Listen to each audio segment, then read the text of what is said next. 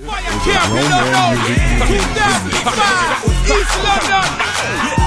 Kardinal Offishall. Give me some play. Come on, one for the man I'm in the street and for the man them that's trying to eat and big some text in the area. Watch out, that's out. Make sure you know what it is, the best in the hip hop biz. This is Mr. Kardinal Offishall, aka Celebrity Face in the place. Black Jays is the team, North American Dream Team, and right now you tune into DJ Vibe TV. Okay? In your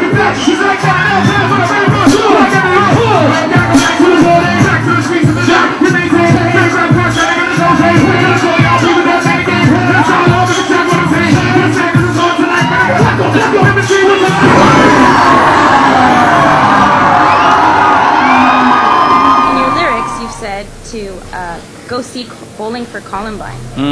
Having that chance to use your music to influence people, what do you think is essential for the youth of today to hear in hip-hop?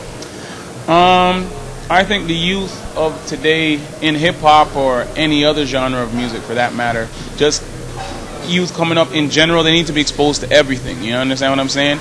You can't just be exposed to the positive because that will not be beneficial to you when you're coming up in the real world, you know what I mean? Because then, you know, when you're exposed to the negative stuff, that'll hit you over the head like a ton of bricks. So I think what it really is balance. You understand what I'm saying? And right now, within music, within entertainment period, there's a little bit too much focus on the negative stuff, you know what I mean? Like all the blah blah blah. Like I came up when with people like there was the Cool G Raps, the Schoolie D's, but there was also the Public Enemies and the KRS Ones, you know what I mean? There was stuff to balance it out. There was as much I don't know if you want to call it positive music, but you know what I mean? There were different vibes and but different do you think things. There's the same balance now? No, definitely not.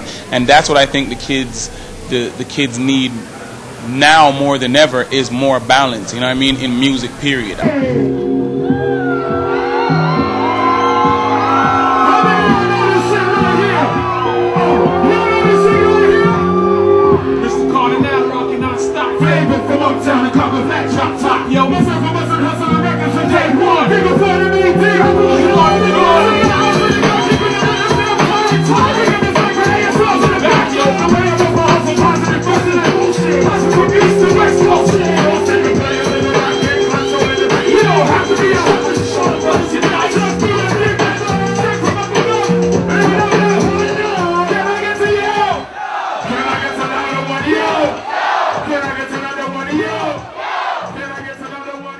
You mentioned in Dose magazine that your iPod is one of your essential items on the road. What tracks are you listening to lately? Who would you recommend?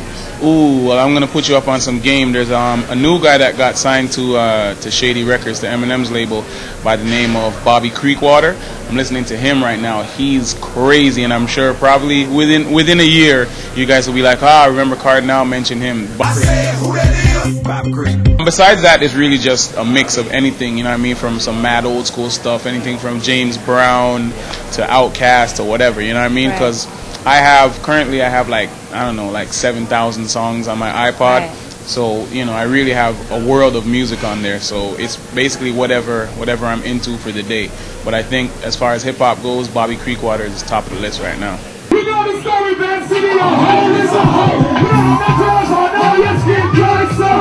Remember one piece of your structure. Yes, no, you're about to be content about that. I'm a very tired youth because I want to blow for my seat. Oh, it's my seat. Your body look ready. For you, I am waiting. And your my seat. Oh, Miss Maxine, your body look ready. For baby, not Being one of the biggest names in Canadian hip-hop scene, How do you think Canada's scene differs from that of the States? I think for Canada, because we don't have as much access to stuff, I think we, especially with hip-hop, do things a lot more for the love, because there's a lot, obviously in the States there's a lot more money to get, and a lot of artists are driven by the money as opposed to the love. But trust me when I say a lot of Canadian artists, especially a lot of hip-hop artists, there's not that much money out here. So when you see people that are working hard and killing themselves to take themselves to the next level and keep the music going, it's definitely because of the love. And I guess you can tell kind of music that's made with love. You understand what I'm saying? When there's that love in the music, there's just definitely a different vibe and a different quality to it, as opposed to stuff that's, you know, heavily based on marketing. You understand what I'm saying? And marketing plans and stuff. So I think that's the real difference, is that because we don't have as many opportunities, the only opportunities that we do have here, we take advantage of it, you know what I mean, and really put all that we have into it, you know what I mean, because for myself or any other hip-hop artist that's from Canada, we never know when it's going to be over or when it's going to be cut short. So whatever opportunities we get, we milk it for everything it's worth. Right. In regards to your new album, what should people look for? I think what they should look for is something that's missing in hip-hop right now. I guess not truth, but I guess honesty. You know what I mean? Because no matter what subjects I deal with, no matter how we flip it on the album, everything is real raw. You know what I mean? And real honest. You can tell that none of it is really staged or some pretend stuff. You know what I mean? Like, it's really just me at my finest, just me and the music, you know.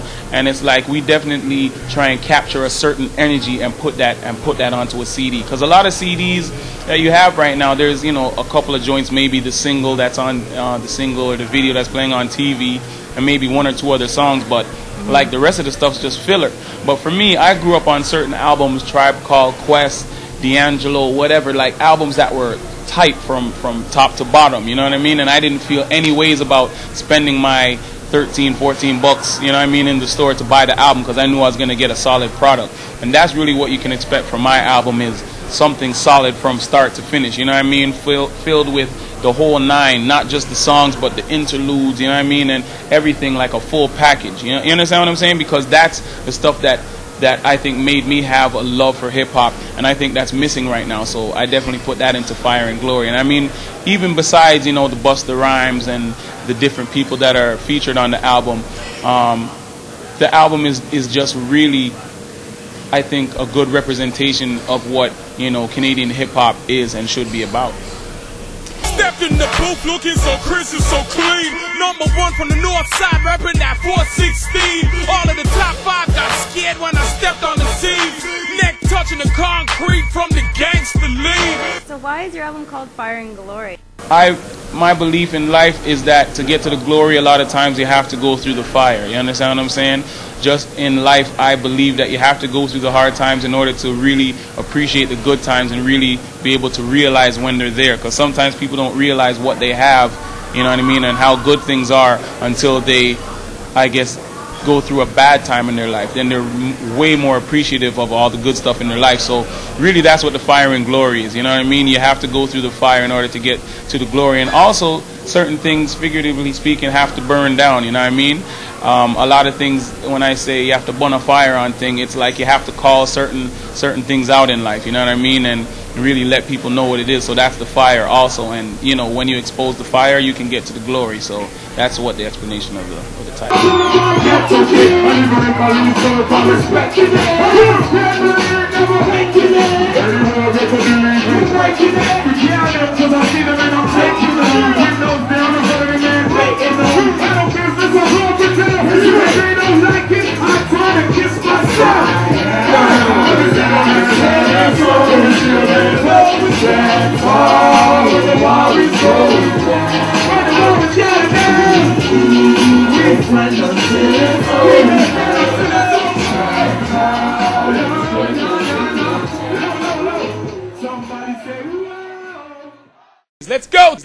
Let's go, tough guy.